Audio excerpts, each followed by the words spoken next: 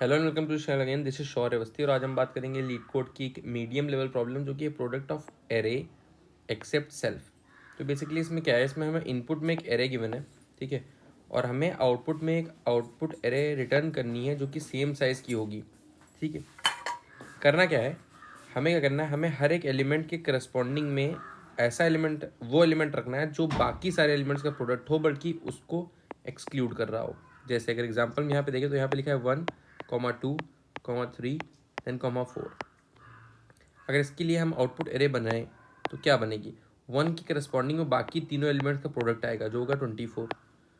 2 के करस्पॉन्डिंग बाकी तीन एलिमेंट्स का 1, 3 एंड 4 का आएगा जो कि होगा 12, ठीक है।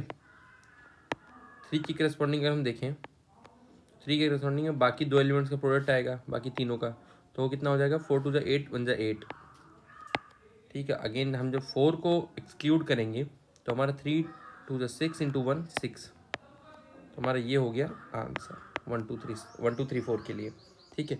अगर हम यहाँ पे एग्जांपल लें, बट इससे अगर हम ध्यान से देखें तो यहाँ पे हमें एक अप्रोच क्लियर हो रही है कि अगर एरे के सारे एलिमेंट्स नॉन ज़ीरो हैं, ठीक है, यानी पॉजिटिव हैं, तो उस केस में क्या हो सकता है, उस केस में ये हो सकता है कि हम पूरी एरे का प्रोडक्ट, जैसे इस पूरी एरे का जो प्रोडक्ट है हमारा वो 24 आ रहा है, उसको स्टोर कर लें कहीं पे। उसके बाद हम आउटपुट एरे ऐसे बनाते जाएं, यानी हर प्रोडक्ट बाई नम साई, जैसे 24 में प्रोडक्ट बाई नम साई कितना 1, 24/1, प्रोडक्ट बाई नम साई कितना 2, तो हो गया 12, 24/2, 24/1 चला गया यहाँ पे, बाई 2 चला गया यहाँ पे, फिर 24/3 चला गया यहाँ पे, तो 8 हो गया, फिर 24 बाई कितना है 4, तो 4, तो यहाँ पे 6 हो गया। बट ये केस हमारा नल हो जाएगा, नल एंड वाइड होगा कहाँ पे, जब हमारी एरे में एक भी जीरो आ रहा होगा तब। क्यों? क्योंकि जीरो से किसी भी टर्म को डिवाइड करने पे इन्फिनिट चला जाएगा और वो हमारा एरर दे देगा। तो इसके लिए हम बेटर अप्रोच एक ये सोच सकते हैं कि अपने जीरोस का काउंट रख ले।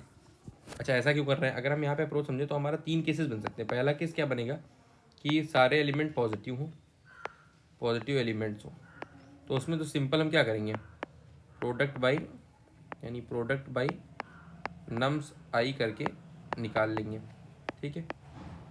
दूसरा केस क्या बन सकता है, दूसरा केस बन सकता है कि ज़ीरो, यानी एरे कंटेन ज़ीरो।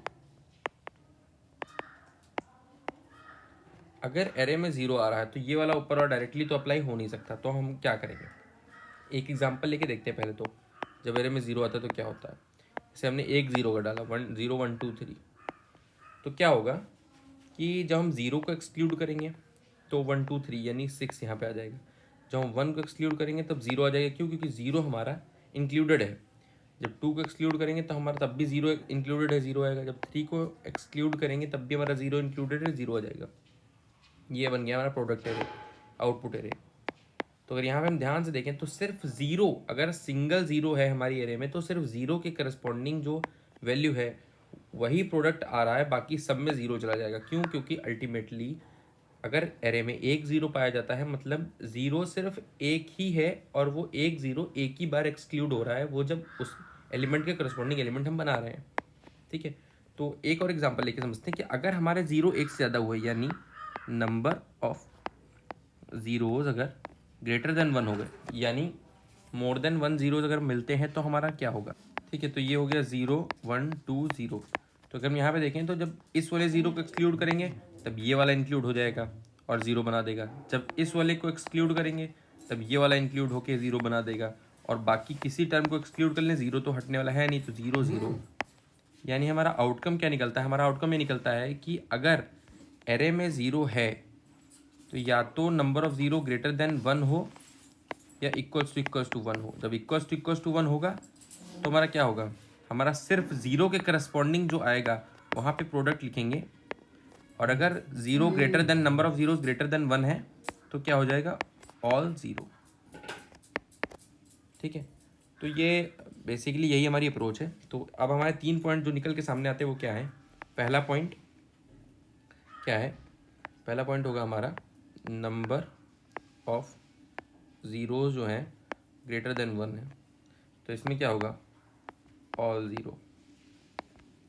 दूसरा पॉइंट, नंबर ऑफ ज़ीरो हमारे इक्वल्स टू 1, अगर एक ही ज़ीरो मिलता है पूरी एरे में तो सिर्फ वो जीरो एक ही बार एक्सक्लूड हो सकता है, बाकी सब में इंक्लूड होगा, सबको जीरो बना देगा।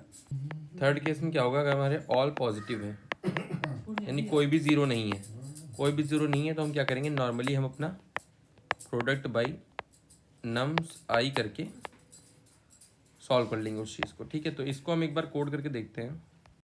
ठीक है, तो यहाँ पे अगर हम देखें तो हमने कोड में क्या लिखा हुआ है, हमने काउंट जीरो मतलब जीरो का एक काउंट ले लिया जिसको जीरो से स्टार्ट किया, प्रोडक्ट वन से स्टार्ट किया, क्योंकि product can never be zero, अगर हम जीरो से इनिशिएट करते तो हमेशा जीरो ही रहता। ठीक है, उसके बाद हमने क्या किया, सबसे पहले हमने फॉर लूप लगाया और काउंट कर लिया जीरो कितने, और टोटल प्रोडक्ट एरे का काउंट कर लिया। कैसे, हम उसी उसी एलिमेंट को काउंट प्रोडक्ट में हम मल्टीप्लाई कर रहे हैं जो कि नॉन जीरो है, क्योंकि अगर जीरो निकल गया तो फिर प्रोडक्ट नहीं बन सकता, मतलब वो जीरो ही हो जाएगा। ठीक है, उसके बाद हमने वेक्टर आंसर ले लिया, एक नम्स डॉट साइज, साइज की ही हमने एक एरे ले ली। ठीक है, जो कि आंसर एरे होगी हमारी, जिसको हमने जीरो से इनिशिएट कर दिया, यानी ये सारे एलिमेंट्स उसमें जीरो हैं इनिशियली।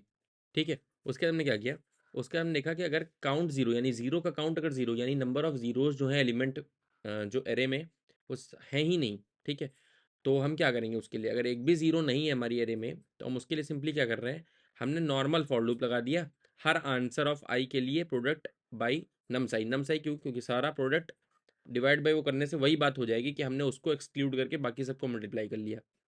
एल्स इफ अगर हमारा जीरो एक है यानी एक जीरो प्रेजेंट है हमारी एरे में, उस केस में हम क्या करेंगे, उस केस में जहाँ पे जीरो प्रेजेंट है सिर्फ वहाँ पे हम प्रोडक्ट डालेंगे, बाकी हर जगह जीरो ही पड़ा रहेगा।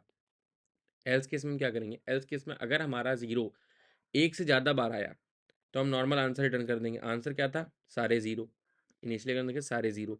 ठीक है, तो हम सारे जीरो रिटर्न कर देंगे अगर एक से ज़्यादा बार जीरो आया हमारा। ठीक है, तो एक बार इसको रन करके देखते हैं हम। ठीक है, ये टेस्ट केसेस पास हो रहे हैं, एक बार सबमिट करके देखते हैं।